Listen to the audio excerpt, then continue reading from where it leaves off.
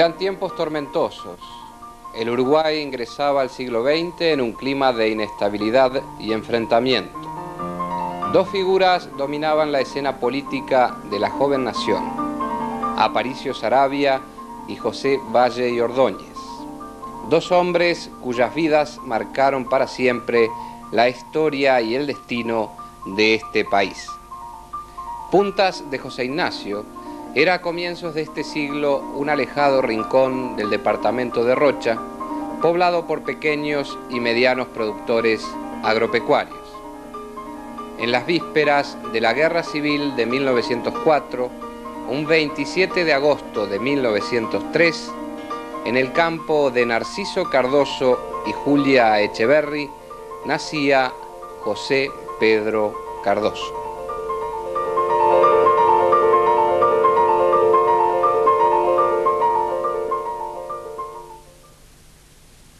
Esa referencia que usted acaba de hacer, esa vinculación con lo de la guerra civil, con la posibilidad de la guerra civil, me lleva a hacer un pequeño paréntesis en cuanto a mi nacimiento y a su relación, es decir, la relación de mi nombre con lo que ocurría en torno al peligro de la guerra civil.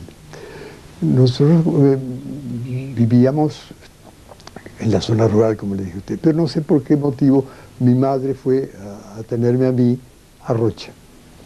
Y ocurrió que en esos mismos días Rocha homenajeaba al doctor José Pedro Ramírez, que había actuado pacificador. ¿Se acuerda que hubo aquel conato de Aparicio y luego la intervención de Ramírez y la cosa se arregló? Después vino aquellos malentendidos, que uno había entendido de este modo y otro del otro, y la cosa se frustró hasta que al año siguiente vino la guerra civil. Y entonces mi padre, como adhesión al homenaje que se rendía al pacificador, resolvió ponerme a mí el nombre de José Pedro. Quiere decir que la política estuvo presente desde el primer comienzo, desde el inicio de su vida. Exactamente. ¿Y cómo era ese José Ignacio en aquella época? ¿Cuáles son sus primeros recuerdos en la primera década de este siglo? Bueno, como yo creo que hablábamos hace un momento, esa era una zona, y es todavía una zona, de modestos productores ganaderos, algunos bastante pobres. Zona serrana, campos, decían, criadores de ovejas, sobre todo, ¿no? Más que de ganado vacuno, de ganado lanar. Mi padre era un ganadero progresista. Se decidió tempranamente a adquirir reproductores de calidad, tanto en los vacunos como en lanares. Participaba en exposiciones, era organizador de algunas de ellas en Aiguá y luego en Rocha. Y todos éramos un grupo de vecinos,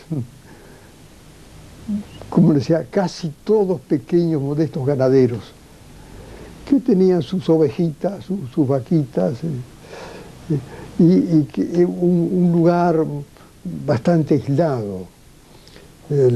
Los únicos motivos de tanto en tanto de una reunión eran las sesiones de clausura de la escuela rural, que estaba muy cerca de mi casa, o las carreras de caballos. Fuera de eso, eran casi todos analfabetos, hasta que mi padre construyó ese edificio para la escuela y lo donó, y entonces fueron muchos niños a la escuela. ¿Escuela en la que usted cursó sus primeros años? En esa escuela yo cursé los primeros años, hasta tercer año inclusive. Posteriormente se mudan a Aiguá. Y posteriormente, buscando justamente la continuidad de la enseñanza primaria, la familia pasa a Aiguá. Y ahí voy yo a la escuela de varones. Había dos escuelas en Aiguá, la escuela de varones y la escuela de niñas. Fui a la escuela de varones dirigida por don Juan Luciano Rodríguez, un viejo maestro de allá de San Carlos. Y ahí seguí mis estudios hasta que lo culminé en la escuela urbana hasta el 6.º año. Y en ese momento una hermana de mi padre se había radicado en Montevideo y se consideró que lo más adecuado era que yo viniese justamente.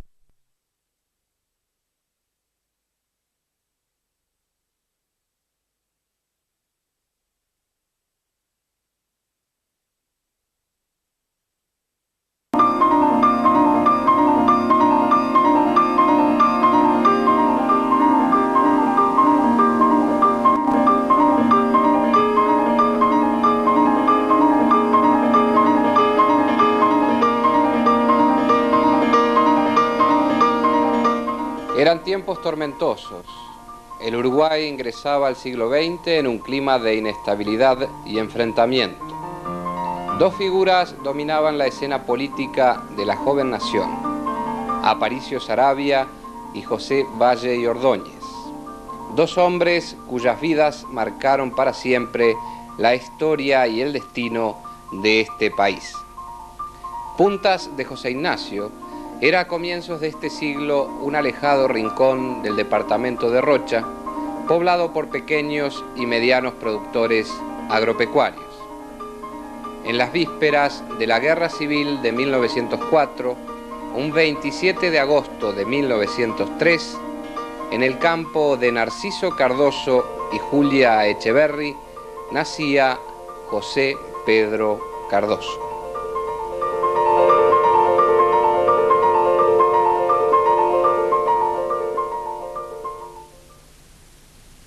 Esa referencia que usted acaba de hacer, esa vinculación con lo de la guerra civil, con la posibilidad de la guerra civil, me lleva a hacer un pequeño paréntesis en cuanto a mi nacimiento y a su relación, es decir, la relación de mi nombre con lo que ocurría en torno al peligro de la guerra civil. Nosotros vivíamos en la zona rural, como le dije a usted, pero no sé por qué motivo mi madre fue a tenerme a mí a Rocha.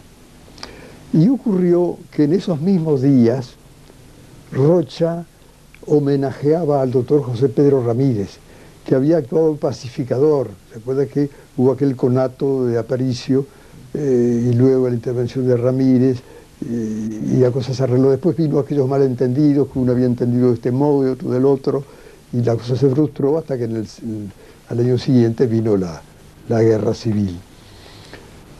Y entonces mi padre, como adhesión al homenaje que se rendía al pacificador, resolvió ponerme a mí el nombre de José Pedro. Quiere decir que la política estuvo presente desde el primer comienzo, desde el inicio de su vida. Exactamente. ¿Y cómo era ese José Ignacio en aquella época? ¿Cuáles son sus primeros recuerdos en la primera década de este siglo? Bueno, como yo creo que hablábamos hace un momento, esa era una zona, y es todavía una zona, de modestos productores ganaderos, algunos bastante pobres. Zona serrana, campos, decían, criadores de ovejas, sobre todo, ¿no? Más que de ganado vacuno, de ganado lanar. Mi padre era un ganadero progresista. Se decidió tempranamente a adquirir reproductores de calidad, tanto en los vacunos como en lanares. Participaba en exposiciones, era organizador de algunas de ellas en Aiguá y luego en Rocha. Y todos éramos un grupo de vecinos, como decía, casi todos pequeños, modestos ganaderos, que tenían sus ovejitas, sus vaquitas, y un lugar bastante aislado. Los únicos motivos de tanto en tanto de alguna reunión eran las sesiones de clausura de la escuela rural, que estaba muy cerca de mi casa, o las carreras de caballos. Fuera de eso, eran casi todos analfabetos, hasta que mi padre construyó ese edificio para la escuela y lo donó, y entonces fueron muchos niños a la escuela. ¿Escuela en la que usted cursó sus primeros años? En esa escuela yo cursé los primeros años, hasta el tercer año inclusive. Posteriormente se mudan a Aiguá. Y posteriormente, buscando justamente la continuidad de la enseñanza primaria, la familia pasa a Aiguá. Y ahí voy yo a la escuela de varones. Había dos escuelas en Aiguá, la escuela de varones y la escuela de niñas. Fui a la escuela de varones dirigida por don Juan Luciano Rodríguez, un viejo maestro de allá de San Carlos. Y ahí seguí mis estudios hasta que lo culminé en la escuela urbana hasta el sexto año. Y en ese momento una hermana de mi padre se había radicado en Montevideo y se consideró que lo más adecuado era que yo viniese justamente a Montevideo a casa de ella, a acompañarla y alojarme como su pensionista, diríamos. Y a continuar sus estudios. ¿Y en aquella época, doctor, ya estaba presente en usted la vocación por la medicina? Pregunta difícil, no es fácil de contestar, porque eso nos pone en contacto con este problema de las vocaciones. A mí varias veces me han hecho esa pregunta: ¿y cuándo sintió usted la vocación médica? ¿Y qué hay de eso con la vocación política? Etcétera. Y yo digo, esquematizando un poco, si no lo detengo demasiado en la respuesta, esquematizando un poco, que en materia de vocaciones, como es el caso que usted me plantea, de una determinada profesión como la medicina, puede enfocársele de dos modos, aparentemente muy diferentes, aunque estén muy relacionados. Puede sentirse atracción por la índole de los estudios que conducen a poder ejercer la medicina. La química, la fisiología, la anatomía, la química biológica, etc. O puede ser la atracción a lo que es el ejercicio de la medicina.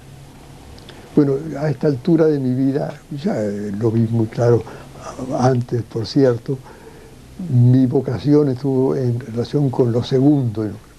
A mí lo que me atrajo, sin perjuicio de que naturalmente sentía también atracción por la índole mismo, por ejemplo por los estudios psicológicos en relación con la psiquiatría, lo que me atrajo era imaginarme en el ejercicio de la profesión. Y eso fue lo que marcó en gran parte mi característica como profesional de la psiquiatría. ¿Pero había alguna dosis de filantropía? No tanto de filantropía, había una gran dosis de entrega.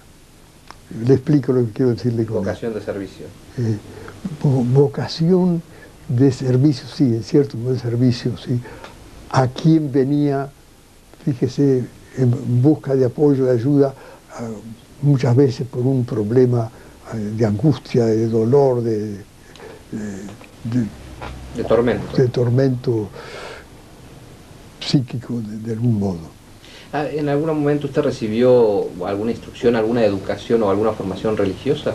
No, mi madre era católica, había una escuela, en Aiguá había una capilla, y a veces yo iba con mi madre para tocar la campana. Creo que alguna vez sentí alguna inquietud así de la comunión, de la confusión, pero no pasó de eso. Doctor, y usted en 1920 ingresa a la Facultad de Medicina y egresa en 1934. ¿Cómo era la Facultad de Medicina de aquella época? Bueno, nuestra Facultad de Medicina fue siempre una facultad muy distinguida, muy prestigiosa, especialmente en el ámbito latinoamericano. Ya de entonces venían estudiantes de diversos países de América Latina a proseguir sus estudios de medicina en la Facultad de Montevideo. De tal manera que en ese aspecto yo creo que la facultad fue afirmando su prestigio, afirmando su enriquecimiento en todos los aspectos técnicos, docentes, de relaciones internacionales, etc. En lo que puede notarse actualmente, pensando en aquello, una diferencia, era en cuanto al ambiente general. El caso del gremialismo, por ejemplo, el gremialismo universitario. Yo quizá me adelanto a señalar esta relación porque tuvo para mí una importancia decisiva en cuanto a mi relación con la facultad. Y entonces era así. Lamentablemente durante muchos años, separadamente las distintas facultades, Derecho, Odontología, en fin, Ingeniería, Arquitectura, hasta que vino el impulso unitario de la FEU y se constituyó un organismo único. FEU, de la cual usted fue fundador, pero eso vamos a ir en un instante. Sí. Surge simultáneamente entonces la vocación, digamos, por la medicina con la vocación política. Sí. Sus primeros síntomas, para emplear términos médicos, sí, es el gremialismo universitario. Exactamente, ahí está. Ahí está el quid de la cuestión. Si quisiéramos sintetizarlo en 3 palabras, diría que ahí está el problema de conciencia. ¿Por qué? Porque en aquella época, a partir del año 1918, se produce en Córdoba, República Argentina, el movimiento llamado de la Reforma Universitaria, con gran influencia en la Argentina, en Uruguay, en Perú, etc. Este movimiento de Reforma Universitaria postulaba 2 grupos de consignas, diríamos, de objetivos. Uno, los que tienen que ver con las facultades en sí mismas, los estudios, el cogobierno, la participación de los estudiantes y de los profesores en el gobierno de las facultades, la libertad de cátedra, el concurso, etc. Todo lo que es el progreso orgánico de la vida de las facultades. Pero conjuntamente, y aquí con un acento más especial sobre lo que le mencionaba recién, la reforma postulaba la vinculación vital de las facultades con la vida de sus países. Y naturalmente para eso iba a contactar, iba a estrechar filas con los problemas de la vida social de cada uno de los países. Y fíjese que eran periodos de dictaduras, periodos tormentosos en varios países. Uruguay quizás era la excepción. Estamos hablando del Uruguay ballista. Exactamente. Con intervenciones extranjeras, con golpes de Estado, con problemas sociales de toda índole. ¿Y qué ocurría entonces? ¿Qué le ocurría a un militante gremial, caso mío, en aquellos momentos? Que veía que en torno al organismo aquel gremial creado para los problemas de la facultad, se producían esta serie de problemas que tenían que ver con la vida social, con la organización del país, si había dictaduras o no había dictaduras, con el rumbo a tomar por la producción, por la cuestión social, el problema de los sindicatos. Yo le podría citar a usted un ejemplo formidable de lo que fue este concepto. Y se lo digo en un paréntesis muy breve. Cuando bajo el rectorado histórico de Casinoni se postula la nueva ley universitaria 1958, terminaba el plazo para aplicar para fundar la ley, faltaban 2 días. y faltaba la aprobación del Senado.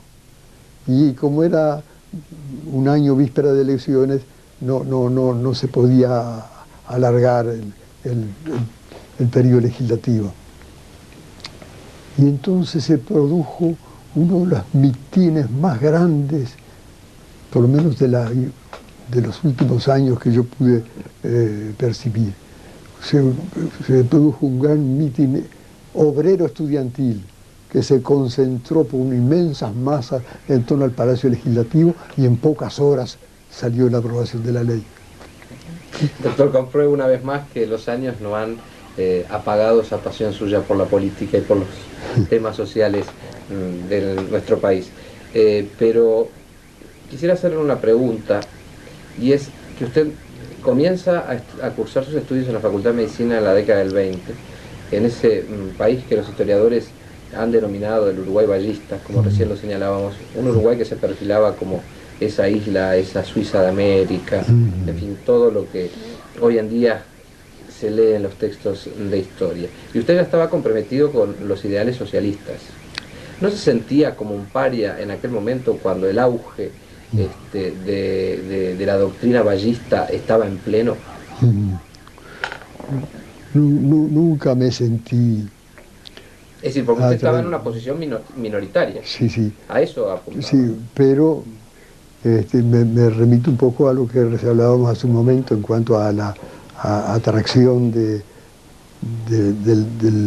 foco de acción de las facultades, fuera de las facultades mismas, sino en el medio social. Entonces era muy grande la atracción problemática que empezaban a vivir los centros estudiantiles. Era muy grande como para poder enfrentar la atracción de los partidos tradicionales. A lo que hay que agregar una cosa muy importante que tengo que decirle. Ya entonces, era muy claro, te dirá, puede haber un exceso de partidarismo antitradicional en esto, pero yo creo que no hay ninguna de esas cosas, que no hay apasionamiento en esto. Y es que ya entonces empezaba a producirse claramente lo que yo llamo el proceso de emparejamiento de los dos grandes partidos. De manera que al dirigente estudiantil, al que tenía la responsabilidad de conducir el movimiento de la reforma universitaria con todas sus proyecciones sociales, nacionales e internacionales, cuando veía que no había un solo golpe de Estado que no tuviera participación de los dos partidos, que no había ningún problema de cualquier índole en que no estuviera la división en pro y en contra en torno a problemas fundamentales para la vida del país.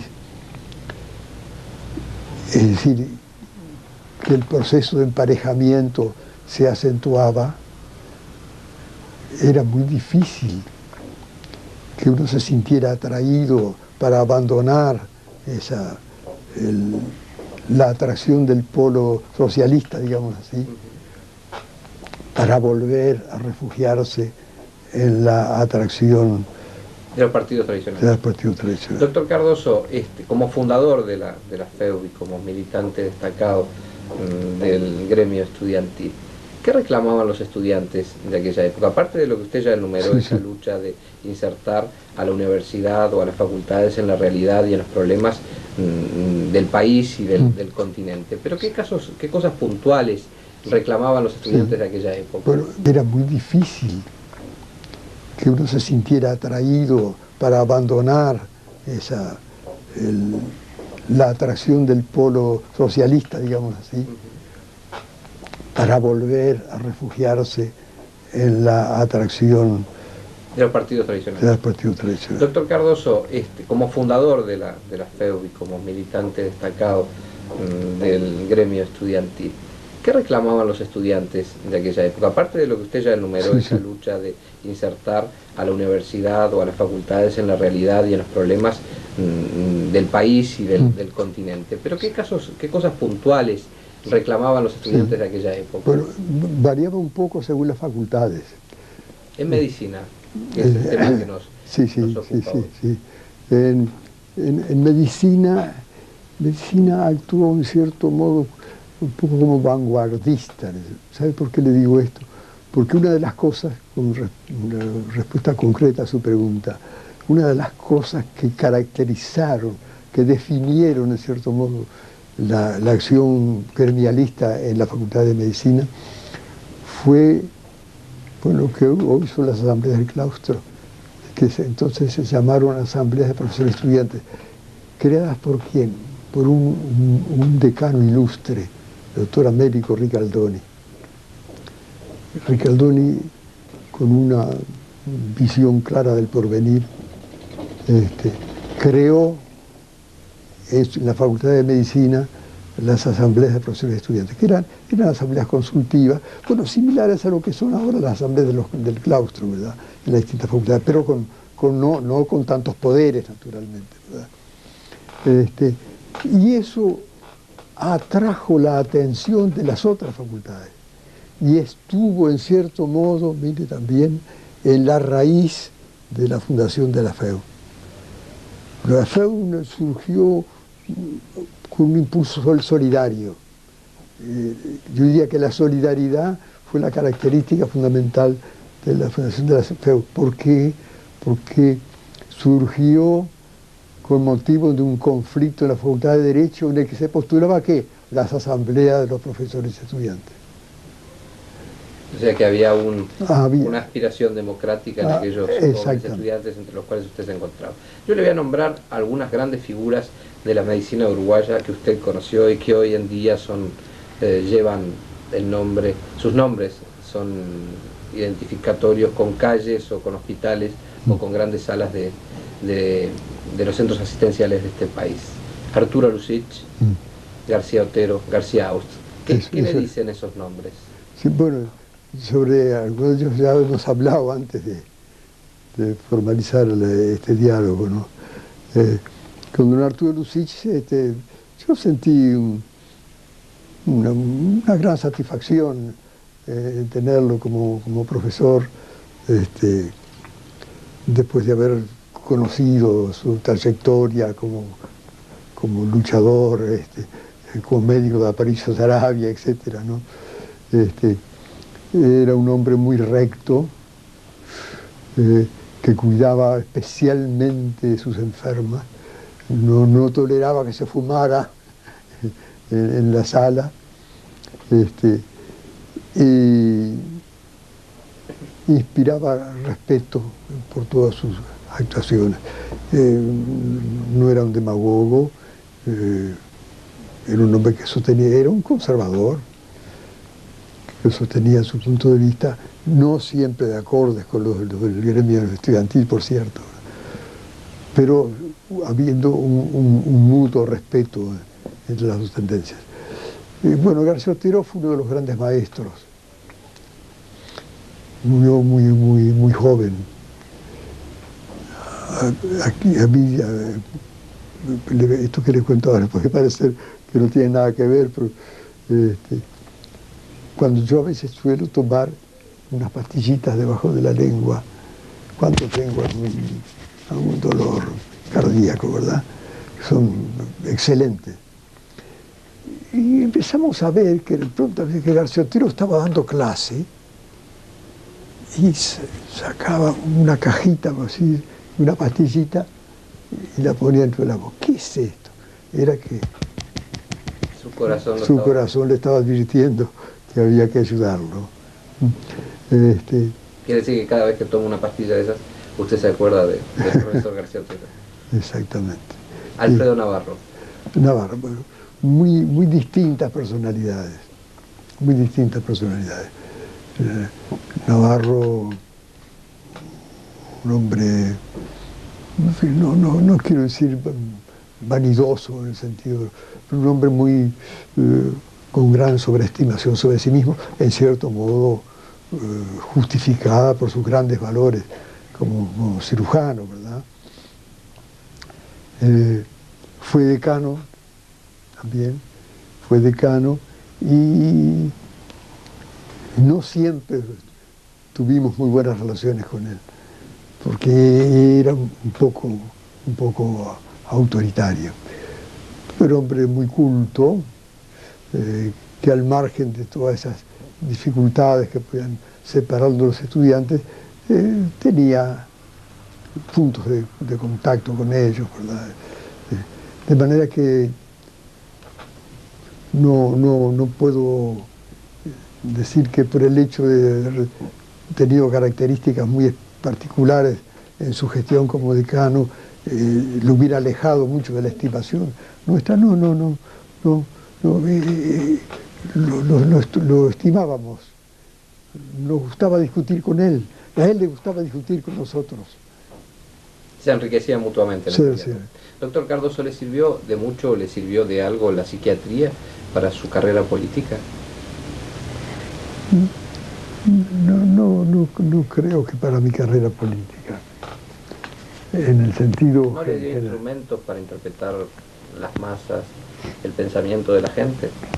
¿No era usted un hombre privilegiado, entre comillas, siendo psiquiatra? No, creo que sobre eso suele, por lo menos, exagerarse las posibilidades. Cierto es que vamos a ver si coloco las cosas en sus verdaderos términos, cierto es que el ejercicio de la psiquiatría, tal como yo lo entendí en las decenas de años que lo ejercí, como en fin, lo sigo entendiendo actualmente, pone en contacto muy directo con grandes problemas del alma humana. Muchas veces basta la atención con que se escucha al enfermo que viene en busca de un alivio, pero que es influido por la circunstancia de que un hombre con capacidad técnica se esfuerza por interpretarlo y por ayudarlo. Basta la conversación para lograr una parte del alivio que se busca, ¿verdad?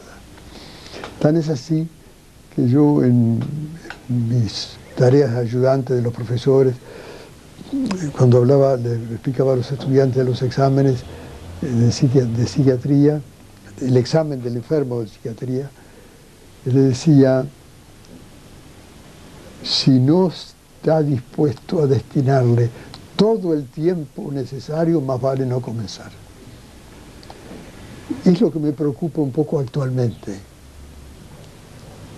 que actualmente con esto del correr y de andar detrás de la consulta médica, si el psiquiatra a veces no se ve obligado a actuar demasiado apresuradamente.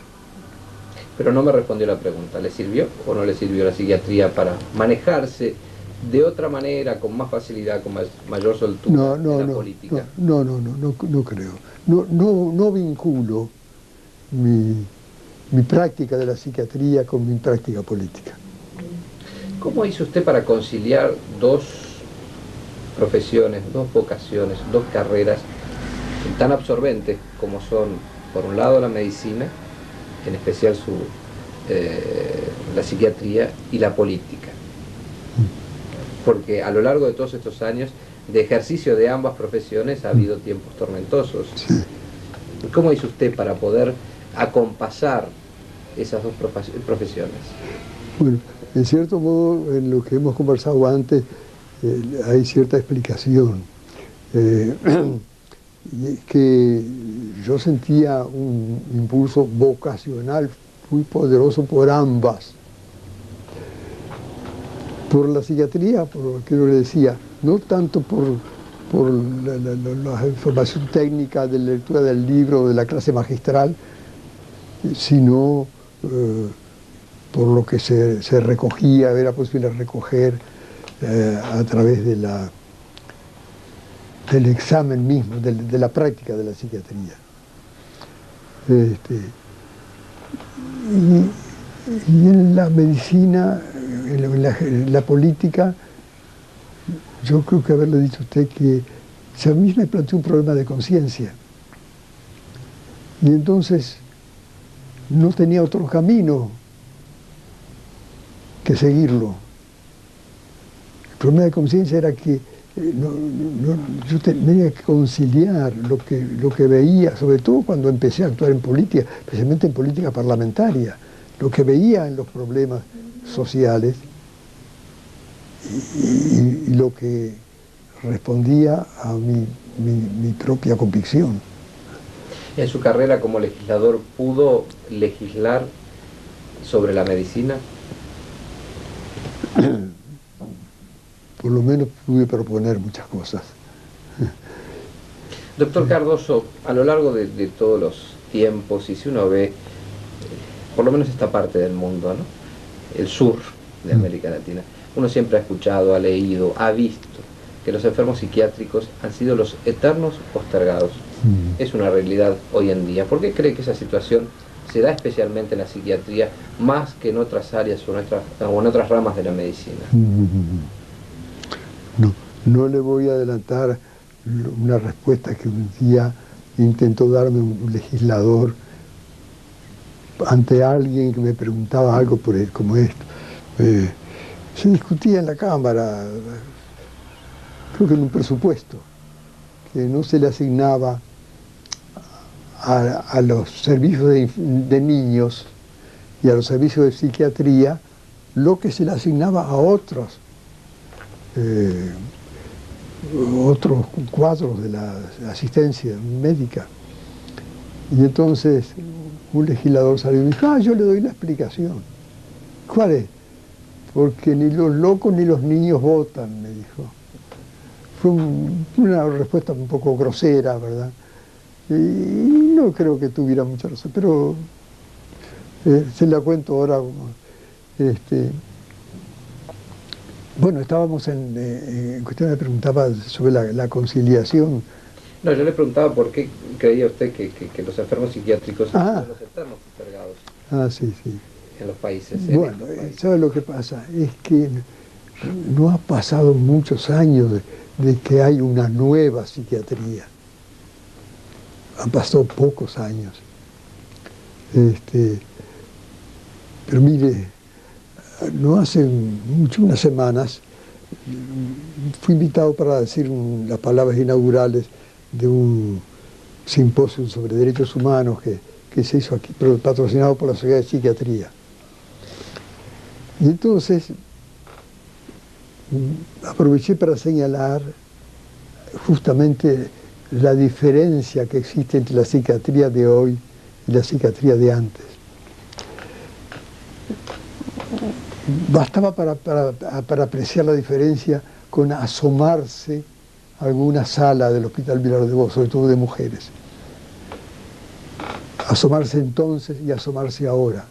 Si usted se asoma ahora a cualquier sala, a cualquier hospital psiquiátrico, si no le dicen que es un hospital psiquiátrico, usted no se da cuenta, es un hospital como el Paciel, como el Pasteur. Las nuevas medicaciones, los nuevos tratamientos, las nuevas terapéuticas han cambiado fundamentalmente. Eso ha sido un gran avance, ¿no? Es un gran avance. Y bueno, y eso pesa, eso es real. Eso se acompaña de una serie de otras medidas, no propiamente terapéuticas en el sentido medicamentoso o de tratamientos, sino normas, por ejemplo, los hospitales de día, que hacen que los enfermos pasen el día en el hospital, reciben su medicación y de noche vayan a su casa, por ejemplo, o los talleres, la laborterapia. Yo, cuando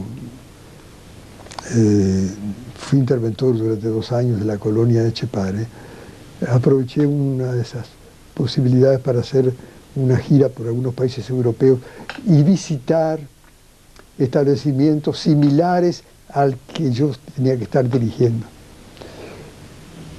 Bueno, hice un informe que no sé qué fue de él. Yo me encontré a la vuelta con que el señor Pacheco Areco había decretado la ilegalidad del Partido Socialista y presenté mi renuncia de inmediato al cargo de interventor, naturalmente.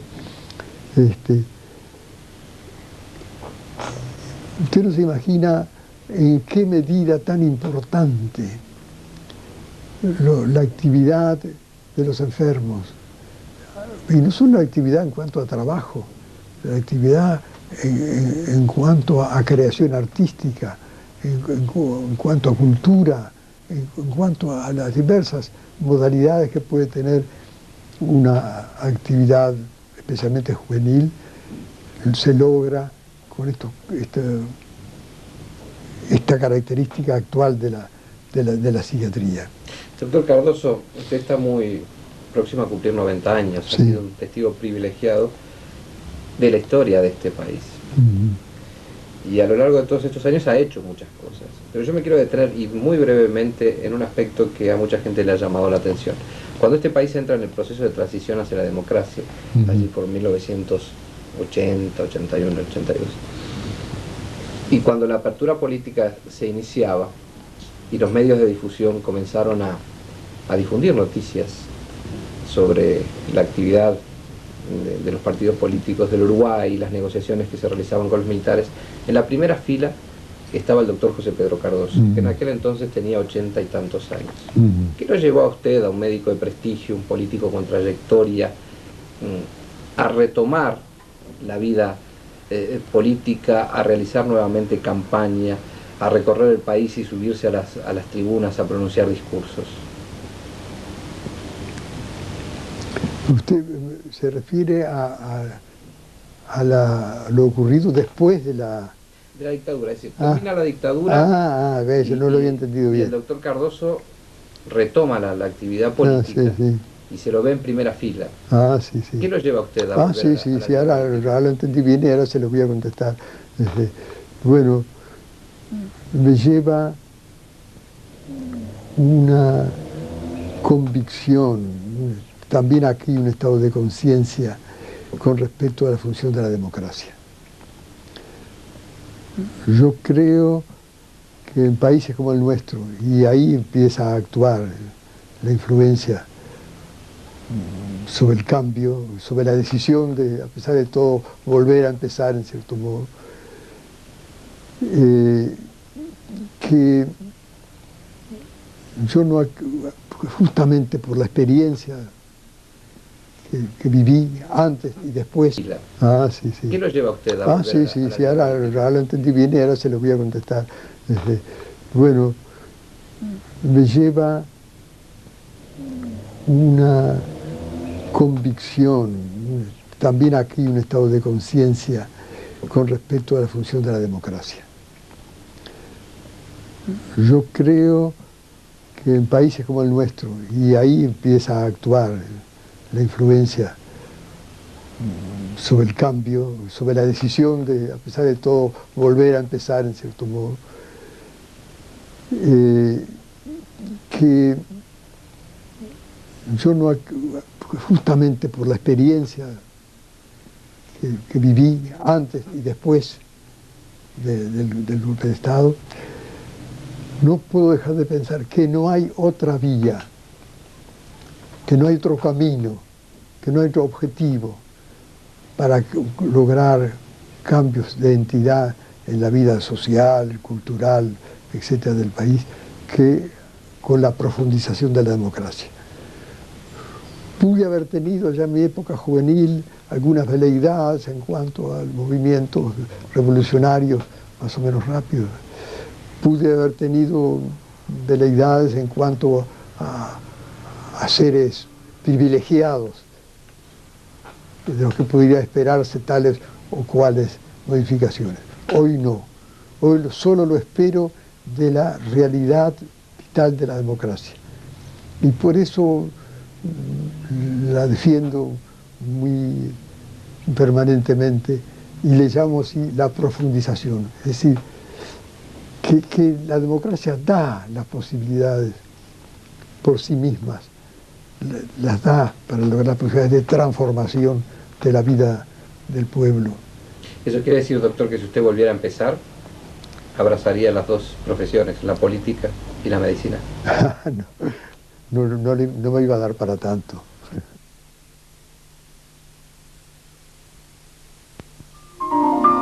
doctor José Pedro Cardoso ocupó por 2 periodos la presidencia de la Sociedad de Psiquiatría del Uruguay.